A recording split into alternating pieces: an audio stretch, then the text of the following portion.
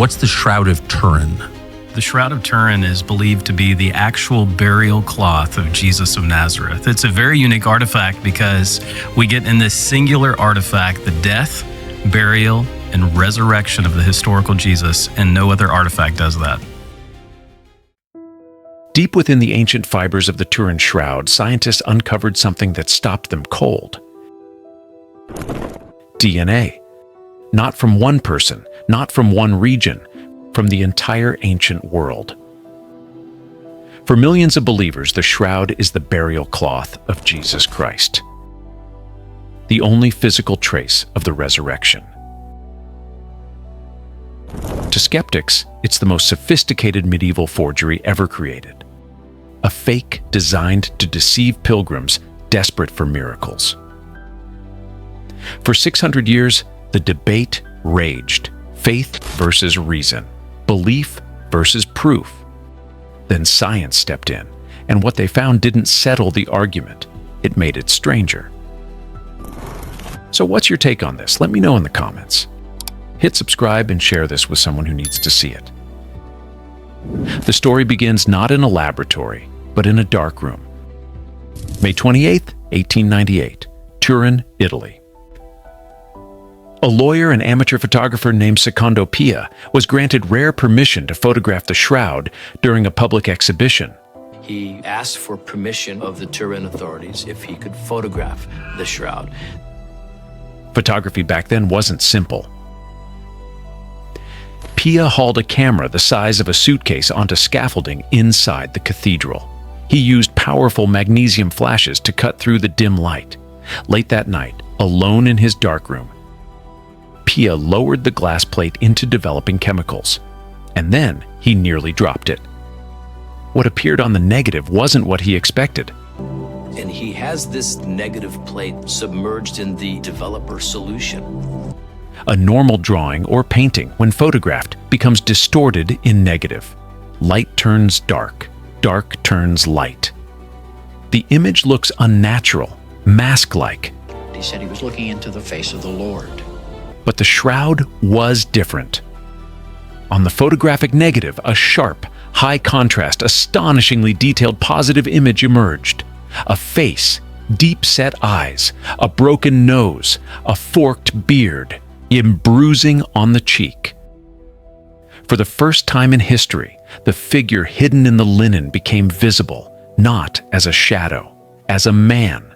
The face looked majestic, calm, commanding, but it belonged to someone who had endured unimaginable suffering. That single discovery changed everything. What we see on the cloth with our eyes is already a negative image, and that raises a question nobody in 1898 could answer. Who in the Middle Ages understood photography?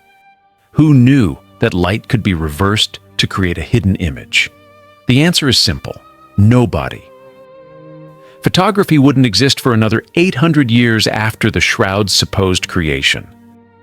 The human brain isn't biologically capable of perceiving the world in negative, let alone reproducing it with perfect gradations of light and shadow.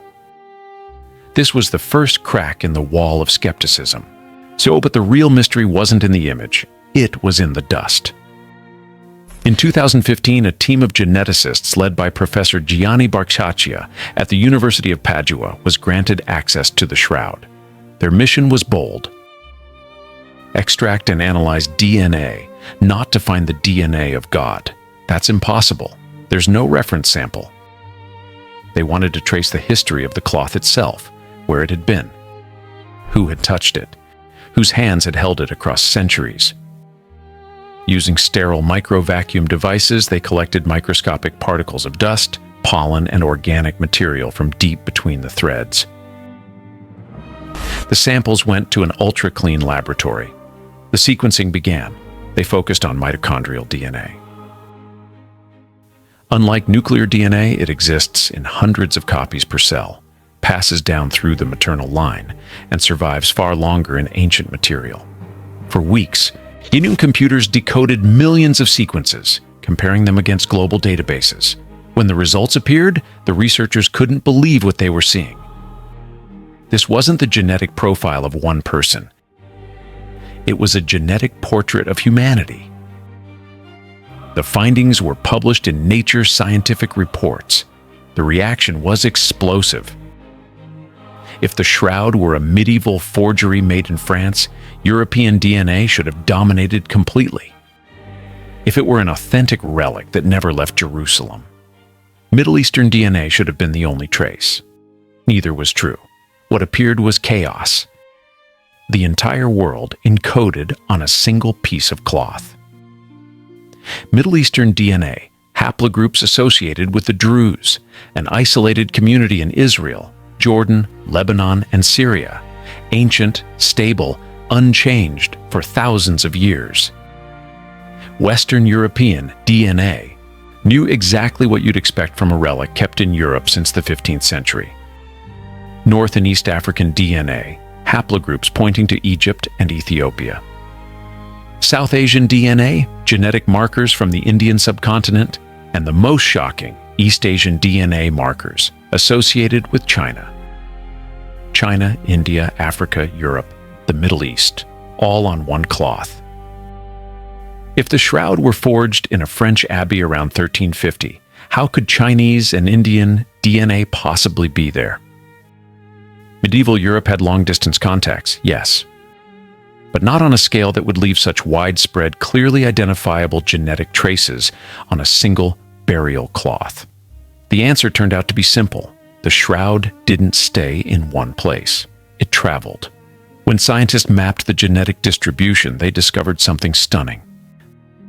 It aligned almost perfectly with an ancient route most historians had dismissed as legend, the journey of the Mandalion, the image not made by hands. According to early Byzantine and Syrian sources, the shroud was folded, so only the face showed. It was displayed in a special frame and moved across the ancient world. The journey began in Jerusalem, the place of death and resurrection. From there, it went to Edessa in the 2nd century. The shroud stayed there for centuries, hidden in the city walls. Edessa sat at the crossroads of the ancient world, the Great Silk Road. Caravans from China, India, Persia, and Arabia passed through. Merchants carrying silk and spices, pilgrims, diplomats. They came to venerate the relic believed to protect the city. They breathed near it. They kissed the casing. They touched the reliquary. And with every encounter, microscopic traces settled onto the cloth. Skin cells, hair fragments, sweat. Layer upon layer, century after century, the DNA of the world accumulated like invisible dust. The journey continued. In 944 AD, the relic moved to Constantinople, the heart of the Byzantine Empire. Constantinople was a megacity, a place where people from every race, culture, and region came together. Then, in 1204, during the Fourth Crusade, the city was looted. The shroud vanished. It reappeared in Athens, then France in 1353. This is where the genetic evidence becomes devastating to the forgery theory. A medieval forger working in Europe could not have gathered dust and DNA from China, India, the Middle East, and Africa. He couldn't have planted those traces invisibly to fool genetic scientists 600 years later. The DNA isn't random contamination. It's the collective biological memory of humanity.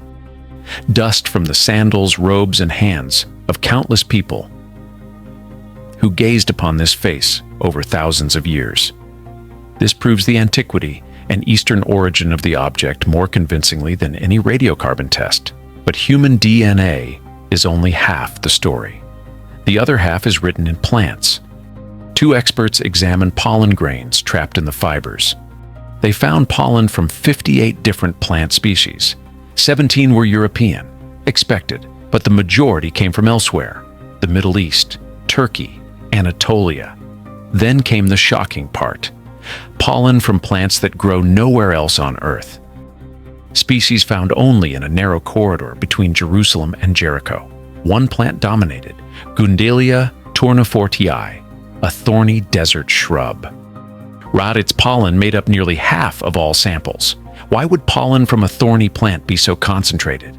The answer hit historians hard: the crown of thorns. Gundelia tourneforti has long, rigid, needle-like thorns. Exactly the kind Roman soldiers could have twisted into a mocking crown for the King of the Jews. This plant blooms around Jerusalem during early spring, during Passover. The heavy concentration of pollen around the head and shoulders is direct evidence the body was crowned with it. No medieval forger could have obtained pollen from plants native only to Israel and applied it invisibly at a microscopic level. Pollen can't be painted. It's an invisible seal, a geographic fingerprint that can't be forged. For years, skeptics said the reddish marks were just pigments. That claim collapsed in 2017. Italian researchers examined the stains using transmission electron microscopy. At the nanoscale, they didn't see pigment. They saw blood, human blood. Type AB, but not from a healthy person. They found nanoparticles of creatinine and ferritin in extreme concentrations. Those levels appear only under one condition: severe, fatal trauma. Prolonged torture with dehydration and massive muscle damage. When muscle tissue is destroyed by repeated blows, a process called rhabdomyolysis, creatinine floods the bloodstream. The blood on the cloth recorded exactly that. This is a biochemical scream of pain. The chemistry tells a story no paintbrush could reproduce. An artist can paint a wound, but he can't imitate the biochemical signature of a body in extreme trauma. Another mystery: the color. The stains are red. Ancient blood usually turns dark brown or black, but scientists found unusually high levels of bilirubin, a substance released during extreme stress. The blood of a tortured man stays red. This isn't mysticism, it's biochemistry. Then there's the famous radiocarbon dating. In 1988, 3 top laboratories announced their verdict. The fabric dated to 1260 to 1390 AD. Medieval, a forgery. The world accepted it. Even the church backed away. But 30 years later, researchers found the fatal mistake. The error wasn't in the technology, it was in the sample. In 1988, they cut a tiny piece from the very edge of the shroud. That corner had been handled countless times. Sweat, oils, wax, bacteria. Worse, that corner had been expertly repaired in the Middle Ages. So skillfully, the repair went unnoticed. Chemical analysis revealed cotton fibers in the 1988 sample. The shroud's main body has no cotton. It's entirely linen. The laboratories dated the patch, not the shroud. In 2022, Italian physicist Liberato De Caro tried a new approach: wide-angle X-ray scattering. This method measures the aging of linen itself, the cellulose within fibers, at the atomic level. De Caro compared the shroud with fabrics of known age. The results stunned everyone. The shroud's cellulose didn't match medieval fabrics at all. It was far older.